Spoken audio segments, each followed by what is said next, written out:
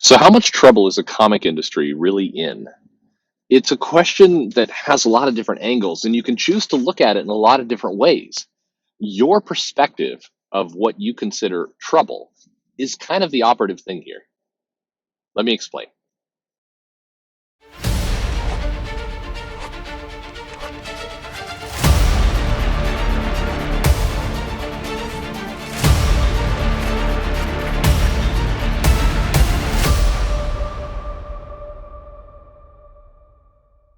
Hey, everybody, this is Perch. That intro music is very dramatic. I don't the old stuff was that I used was too. It sounded like a I don't know some kind of cheap commercial that you would hear like 2 in the morning. But this sounds too dramatic. I need to find that happy medium. Listen, we're talking about the comic industry, how much trouble it's in. Do me a favor if you have not subscribed. I would appreciate very much you to subscribe. Like, if you're new to the channel, I have a million, not a million, I have about 490 public topics up. I think I've got about another 200 waiting. I record these videos often in advance and then I schedule them out. So there's a video every single day for sure. And then I'm increasingly going to try and do two a day or just increase the volume because I've been uploading videos. I now have them out till July. So if the world ever like ends, goes to a zombie apocalypse, and as long as the YouTube server is still going, these things are just going to continue to pump out even when we're all, The Walking Dead. So that's great. That's a cheerful thought on this morning. I don't know how I got there from saying you should subscribe, but we're talking about the health of the comic industry. Oh, one more thing, by the way, if you're new, the audio quality. I just want to address it. So what I do about more than half the time is I'm recording these videos from the car. I'm doing it. This is how I'm entertaining myself on the commute. I don't have monetization up. This is my monetization. It's entertaining myself while I'm stuck in traffic. So, which will be great because you will hear things like cars bumping into me and horns and other things. So that's entertainment for you as well. I do continue to work on audio quality to try and just get it just right. Unfortunately, when you're in a car, there's only so much you can do. I'm using a headset. If anyone has any suggestions, reach out. I'm all ears. Okay, I've taken way too much time on some logistics. Let's talk about the health of the comic industry here. The problem is a lot of the kind of the doomsayers or the Pollyannas, the people who are saying everything's perfect, tend to look at the comic industry from a very narrow slice of what's actually going on. The kind of the conclusion, the summary, the TLDR, which I'll give you up front, is the comic industry is neither doing wonderful or doing terrible. It will continue to go through slow change, but like every other industry, change is slow, and the comic industry this time next year is going to look a lot like it looks this year. Everything's going to very slowly move. And if you ever want to give yourself either some, it depends on your personality, either a happy feeling or a negative feeling, just take a step back and look at the comic industry from, say, 1995 to today, 25 years worth of history. You can go further back, but I think most people can only kind of wrestle with about 25 years at a time. And you will notice that there's been plenty of ups and downs, and there's been good years and there's been bad years, but you'll see that things kind of keep trucking along. The comics have not changed that much. And if I think about the next 25 years, that story is probably going to be about the same, with one major, factor that nobody knows when it's going to drop, and that is digital. Make no mistake about it, the big companies, Marvel, DC, everyone, would far prefer to go to digital. I don't think any of the big publishers are sitting there. I mean, maybe from a nostalgia standpoint, they're going, the printed book and everything else. But everybody believes that there will come a day like no other, where the Avengers, no, a day like no other, where digital finally is viable as a distribution strategy, and the publishers all go to it. And there was much rejoicing because costs were cut and the business model was simple, and it felt like new technology, and nobody ever had to be embarrassed again about printing kind of something on paper, which is considered old and an old fashioned business. They wanted to go there. The problem is the market isn't ready for it yet. And nobody has the magic answer of what's going to make the market ready for it. So when we talk about is the comic industry in trouble or not, a lot of people talk about shutting down publishing, shutting down printing floppies. And what people need to realize is if the day comes where the publishers stop printing floppies, it's not necessarily an indication that the comic industry has come undone and everything has imploded. It means that finally, there people have figured out how to just go to digital and live in that world, which will probably equal more money for comics because they'll have figured out the model. But that day is not today, and that day is probably not in the next few years. The challenge right now with digital is just there's the readers, the tablets, and that kind of thing are too expensive. And even though phones are ubiquitous amongst people, you don't read comics on phones. People aren't trained to do that.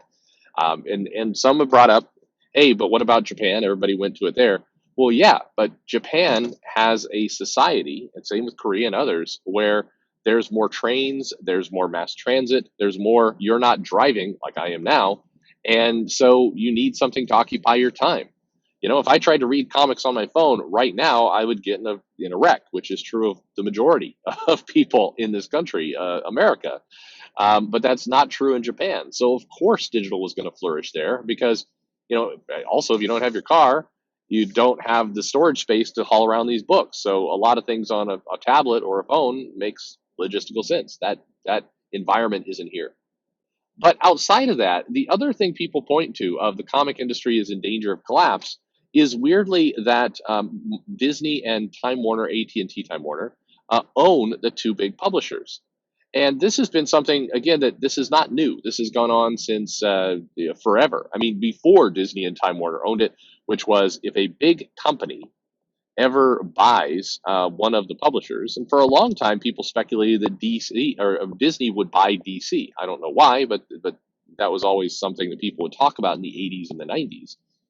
And the thought process was if a big company ever buys them, it would be the death of the comic industry. They would immediately, just destroy all the IP, license it out, stop caring about comic quality, everything else, and it would be over.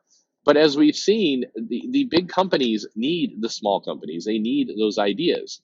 And some like to point out, and many have on live streams, frankly, very irresponsibly, that, oh, there's enough comics. There's enough stories out there. They don't need new stories. They can just continue to mine stories. That sounds good until you think about picking up, like even the Dark Phoenix saga. Okay, that's a story from the 80s that was just made into a movie. It turns out it didn't work very well. And some people can say, I mean, you can correctly say, well, that didn't have as much to do with the story as, the studio wasn't behind it, and the script wasn't good, and the translation. Yeah, that's those factors are true, but undeniable as well is a lot of the stories that are older, even the classic great ones, do not work as they are today. And the solution is not, hey, let's just pump out more comics and we'll get new stories. But comics continue to be a really good, cost effective, for all intents and purposes, a write off testing ground for these scripts. And I know there's some people who fiercely argue against that point, but it is a huge factor. And you can talk to the Mark Guggenheims, the Brett Smiths, the others of the world that will tell you that's exactly the conversation that's going on in Hollywood. Comics are a cheap way to test scripts, test stories, get ideas out, and more importantly, tap into this kind of X factor of pop culture. This is a weird one, but companies pay for marketing aggressively to get their brand to be kind of out there in the right hands, seen, and everything else. Marketing on its surface doesn't make money. When Coca-Cola does an ad showing polar bears drinking Coke, and then they make a bunch of T-shirts with the polar bears and everything else, they're not in their heads. They're not thinking we're going to make a bunch of money off these polar bears. They're thinking we're going to get polar bears drinking Coke onto people's chests, and they're going to become walking billboards for us out in the world. That's the goal of it. Any money they make from doing the merchandising is considered gravy. Well, comic books in their grossest, sickest way for Marvel and DC are somewhat thought about the same way. It's marketing. It's the ability to have some characters out there, to have the illusion of landmark issues and big moments. People have also wondered, why do the big two publishers, why does Marvel and DC put so much effort behind like Wonder Woman 750? Who cares if she's at 750? Is 750 even the right number? Has she been rebooted? Did you count right? Marvel has done their legacy books where they're like, this is issue number 14 and also issue number 897. But we're getting close to issue 900. And if you stop and think about it, and you ask comic collectors, do you care that Iron Man's getting to issue, say, 900? Nobody cares. not the collectors. I mean, people might care from an ordering standpoint, and they don't like the reboots and the monkeying around with numbers, but nobody is like getting really excited about these milestones. I mean, even the big ones, even Batman and Superman hitting 1,000. Yeah, there's a celebration of sorts that it's at 1,000, but fans aren't invested in. They don't feel like they've won something by getting it to 1,000. It's kind of a fictional milestone, and why do companies do it? Because it's marketing, because they want to distribute out to the world that, hey, these were Batman's still popular. Look, 1,000 issues. Look, that's why they're doing it. They're doing it to keep the character in the public spotlight, keep it in front of people's minds, and keep reminding people this is a valuable property. That's why you have Batman Day at bookstores and all these other things that are marketing efforts. And why do they do that? Because when they make movies and they sell merchandising rights for toys or license off all these other properties, it's a valuable IP. I mean, right now, AT&T is it has to create a streaming service. It's one of the biggest reasons why they spent a unheard of amount for Time Warner, because they believe they have to get in the game to play with Netflix, Disney, uh, Amazon Prime. They're seeing that world go away from them. They bought DirecTV, hoping that that would get them into the mix with TV, and unfortunately, the world kept changing, and they find themselves once again having to make it work with a streaming service. Well, the reality of all the properties they have, one surefire way that you're going to get subscribers is to announce that you're putting out a Batman or a Superman series on that streaming platform. DC properties can still be a must buy for people. And so when we talk about is the comic industry in trouble or not, I go back to it depends on what your definite it depends on what you mean by trouble. If what you mean by trouble is it's all going to collapse, they're going to stop publishing all Marvel and DC comics, they're only going to license them out for T-shirts, and every now and then we might get some kind of picture book that shows up at Walmart or Target, then rest easy. That's not going to happen. It definitely is not going to happen. And I know there's some big, huge YouTubers, big names, who are claiming it's going to happen in the next 6 months. I'm here to tell you here now, it will not. There is no chance of that happening. And if I am wrong, I will come on here and I will prostrate myself in front of my audience and say, "Look, I was completely wrong. I'll own it." But I know I'm not wrong. The comics, most of 5G has already been written. A lot of these events have already they're already on to the next thing. And in terms of the money, comics fit in either the sweet spot or the terrible spot, depending on your point of view, of not making enough money to have a bunch of eyes on it, but making just enough money, especially with the auxiliary benefits with marketing, that people are going to leave it alone. People are going to continue to nurture it and keep it growing. The comic industry is not vanishing tomorrow. And I know people are saying, it's like, well, yeah, but what if, I heard from my source that if 5G isn't successful, that's nonsense. Your source is wrong. Or their source is frankly, dealing out of emotion and paranoia about where their job's going to go. Will DC restructure and shuffle jobs around? Sure, they absolutely will. When was the last time they did some restructuring and moved some jobs around? Less than a year ago. In fact, if you look at DC's history, they've done some level of restructuring nearly every year for the last 20 years. They're always doing some juggling and some restructuring. And if DC announces some restructuring in 2 months to promote certain editors, move some other people out, then please don't be a sucker and fall for people saying, "See, I told you, see, things are changing." Because that person is saying basically, "Hey, newsflash, water is wet." Yeah, we know that. That's not a super prognostication of what's going on. I'm sorry, that stuff is alarmist. It's nonsense, and it doesn't help. And frankly, a lot of these people should be very glad that nobody's keeping score and keeping the receipts to basically point out 2 or 3 months from now when these people are all wrong. Because I can go down a list of Twitter people, YouTubers, Facebook posts that said, "Hey, Marvel is going to close. Kevin Feige is going to close it by the time 2019 is up." And the proof is a bleeding cool article by a completely disreputable writer. and the cosmic news, which largely lifted Bleeding Cool or just invented stuff out of thin air. And that became the subject for dozens, if not hundreds, of YouTube videos talking about the imminent collapse and closure of Marvel Comics. Here we are, it's 2020. They still have market share. The dollar amounts are up. And that just turned out to be flat wrong. So at what point?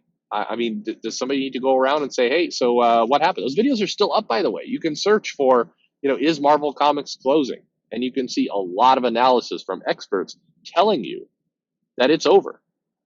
You're seeing a lot of these same experts telling you that DC is over. And they're pinning their things like DC is going to end if 5G fails. The only 5G that AT&T is remotely aware of has all to do about network. I guarantee you, if you went to the halls of AT&T, you lined up every executive there, you put a gun to their head and said, explain to me what 5G means in terms of comics, or I'm going to shoot you. There would be a pile of bodies on the floor. Nobody knows. And again, when I go back to, is the comic industry in trouble or not? It's up to you. Do you think that the AT&T executives, the parent company, should know what's going on with DC Comics? They probably should, but they don't. That doesn't mean they're going to close the entire company tomorrow. And yes, some will say, well, but they could. Well, sure. I mean, a lot of people could do a lot of things. A meteor could hit the planet tomorrow and there's no more comics. That could happen. Probably won't, because we'd have seen it on telescopes and things. But my point is, um, saying that everything is about to come to an end, it does make for good alarmist traffic. It does make for, tantalizing stories and everything else, but it doesn't make for reality. The comic industry is in trouble in the sense that it should be doing a lot better with billion-dollar movies and these properties worth more than they ever have before, and all the attention on comics. Comics should be making 10 times the money they're making right now. They're not. And to me, that says there's trouble. It doesn't mean that it's about to collapse. It means it's a lost opportunity. And I guess I'll throw one more thing in here because, once again, I was listening to one of the big YouTube guys talk about how Disney licensing loses money. And that's not true. By the way, Disney is a public company, and you can look up the annual report and you can see for yourself their Disney licensing department is a very profitable, very healthy department. It's not losing money. And no, Disney licensing did not lose money over Star Wars toys because of Rian Johnson's film either. That's not true. And if you think you've seen a video where somebody's walked through the numbers, you haven't. That's not accurate. But what is true, absolutely is true, is that Disney made less money than the year before. They were below expectations. They did not succeed as much as they were hoping to. That doesn't mean they lost money. It means they didn't make as much money as they projected, or it means in 2016 they made $20 million, and in 2017 they made $18 million. Now, no shareholder will be happy with that. People in Disney heads will roll if you're making less money, if your curve is going down. But making less money is not the same thing as losing money. Losing money means you spent $10 million and you made $8 million. Therefore, you lost $2 million. Lost opportunity is when projections say, we think you should make $25 million and you actually made $20 million. People still may get fired, heads may roll, other things can happen if you come in below expectations. That's what the nature of a public company in the market and just setting good business expectations is all about. But be clear, because this is one of the biggest examples of when people say the comic industry is in imminent collapse or failing, is because they don't understand the difference between losing money and didn't make as much money as expected. Those are two very, very different worlds. One gets people fired, one gets an entire business unit axed. If the comic industry, if DC Comics was actually losing money, meaning they were spending $10 million and they were making $1 million. I'm sounding like an idiot now. I've talked too long. This video has gone long. At any rate, if they were actually losing money, then yes, guaranteed, DC might get shuttered. But DC is still making money. It's just not making as much money as it should. And what it should mean is, again, different to different people. and it's not doing as well as previous years. Does that mean changes are going to come with DC? Absolutely. Does that mean changes are coming with Marvel? Yeah, late last year, Kevin Feige was put in charge of publishing for both synergy reasons and to help push that business unit. They're going to continue to make changes to be profitable, but just be careful getting baited into the, oh, and the sky is falling because the company is losing money. Losing money is a very dramatic, very big statement to make, and it's usually not what's happening. So I urge a little bit of restraint for your own sanity. I mean, not only do I not want you to look foolish on message boards and other places predicting the end of all times on bad data. It's kind of the same reason why I make these videos on what overships mean and how purchasing from Diamond works and some of these other places, because there are facts out there. What you do with those facts is up to you. If you still want to believe that the comic industry is imminent collapse, but you take actual factual information and you build your case from it, good for you. You should. I mean, that's reasonable, and I think that's what good debate is all about. You work from facts, but just make sure you have the facts. I think if you're wandering around, with bad data, bad information, or rumors, or maybe something somebody said on a live stream somewhere out of emotion, not data, then you're just perpetuating bad information. You're getting yourself worked up for no good reason. Comics are going to be around for a long time. You can't just kill off comics. But comics are definitely going to change. They've been changing for 50 plus years. They're going to continue to evolve. The biggest change that's coming, as I said at the beginning, is digital. That's going to change things.